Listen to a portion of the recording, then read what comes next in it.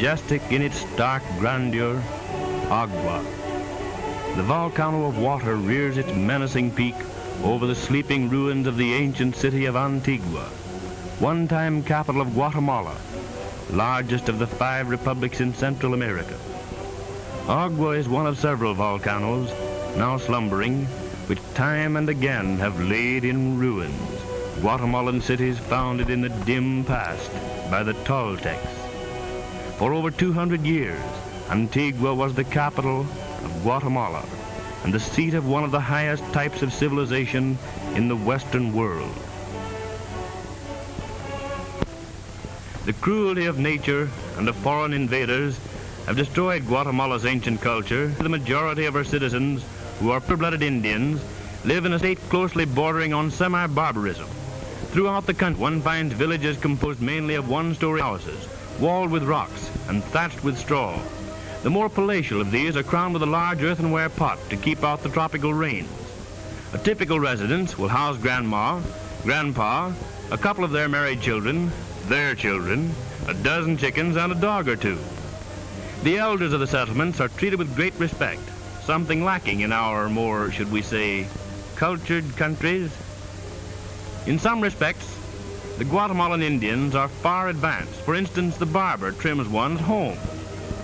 While, as for the ladies, they have a style of hairdressing that, well, it may yet be the rage with us.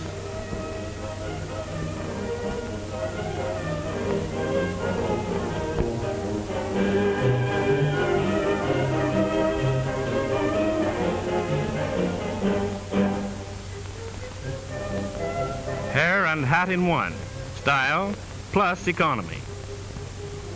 The Guatemalan women are the busy bees of the family, doing all the cooking and most of the other work essential to life.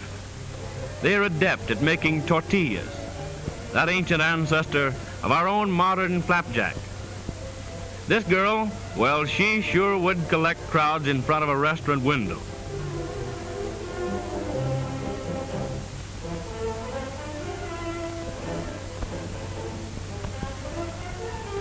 It looks here as if Mama and the kiddies are on an outing at the beach, but that isn't so. They're really hard at work catching fish to go with those tortillas.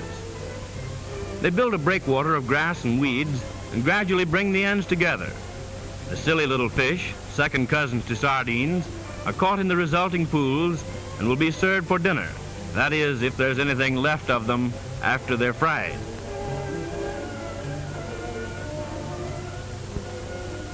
The men go duck hunting occasionally when a bit tired of tortillas and fish.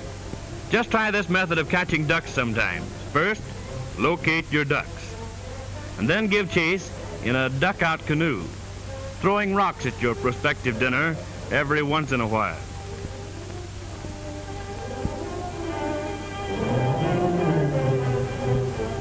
If you tire out the ducks before collapsing yourself, well, just sock one with a rock and call it a day.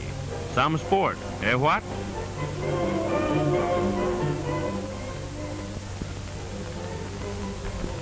In their spare moments, it might be said while resting, the ladies of the Guatemalan Indian households convert the wool from sheep, which they raise, into woolen thread, and then into cloth. Though they have no spinning wheels, they're very adept into spinning the wool into thread with a stick for a spindle and a bit of broken gourd.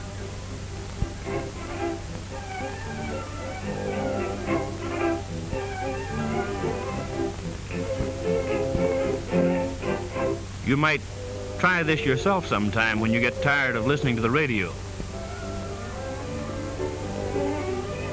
The finished thread is dyed on racks and rolled into skeins prior to being woven into cloth for clothing or into rugs and blankets, which are eventually bartered in the nearby marketplace. With the crudest of looms, the girls fashion this material.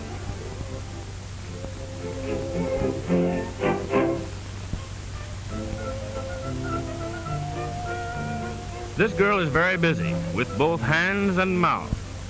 She's chewing chicle, the base of our own more modern chewing gum. It sure sounds good, doesn't it? The weaver sits in a loop of the crude loom to hold the affair taut and busily works away on a blanket.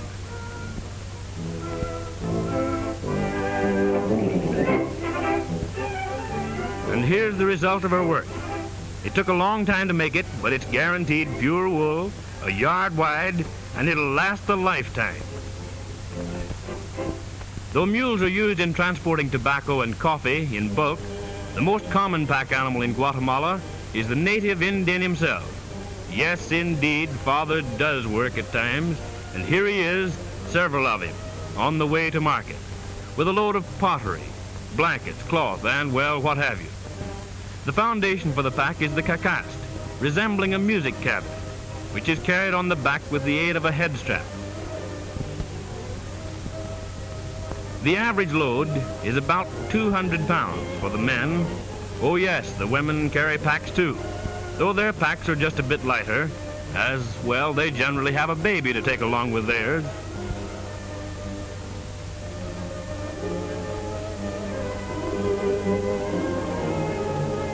Even the boys are trained at an early age to become human beasts of burden.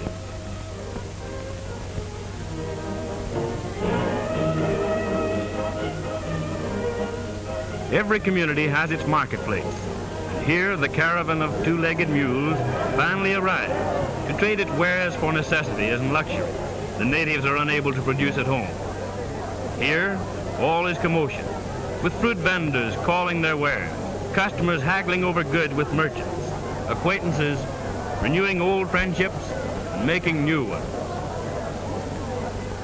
It's just a short stroll from the hum and the buzz of the busy market to the big public drinking fountain in the plazas.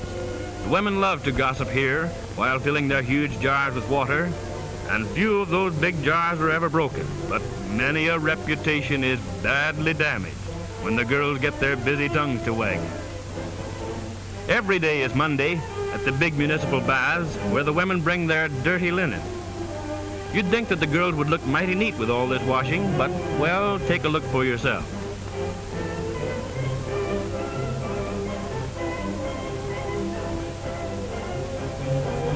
You know it's against the rules, but when the custodian of the bath isn't looking, the girls take a shower occasionally. Very occasionally.